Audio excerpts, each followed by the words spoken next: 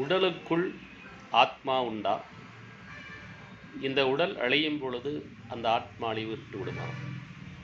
ஆத்மகாரகன் என்று சூரியனை ஏன் சொல்கிறோம்? உடலுக்குள் ஆத்மா உண்டு. எப்படி?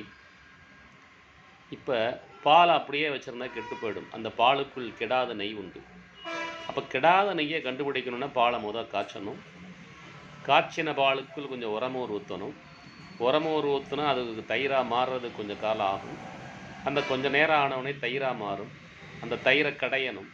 கடைஞ்சால் மோர் வரும், வெண்ணெய் வரும். மோரை தனியாக பிரிக்கணும், வெண்ணெயை தனியாக பிரிக்கணும். மோரை கடைஞ்சு அதுலேருந்து வெண்ணெயை தனியாக பிரிக்கணும். அந்த வெண்ணெயை காய்ச்சினா நெய் வரும். அந்த நெய் கெட்டு போகாது. அதுபோல் ஒரு மனிதன் மனிதனது ஆத்மா பால் என்ற நிலையில் இருந்து காய்ச்சப்பட்டு உரைமோர் என்ற பக்தியை சேர்த்து,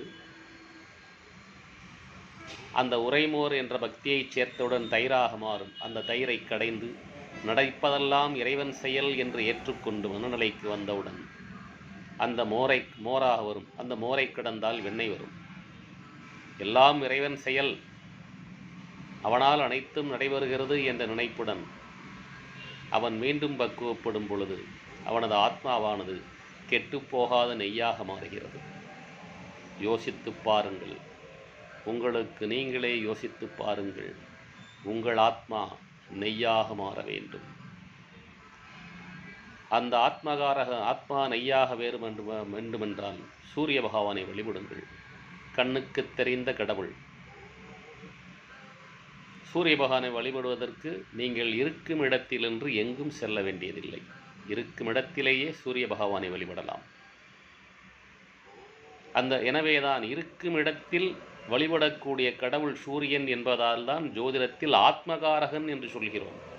ஆத்மா என்பது உங்கள் உடலுக்குள் உறையும் உயிர். அந்த ஆத்மகாரகன் சூரிய பகவான். இன்று 4/2/2025 ரதசப்தமி. சூரிய பகவானை வழிபடுங்கள். சூரியனின் அருளை பெறுங்கள். உங்கள் பாவம் விநாசனமாகட்டும். வெற்றிகள் உயரட்டும்.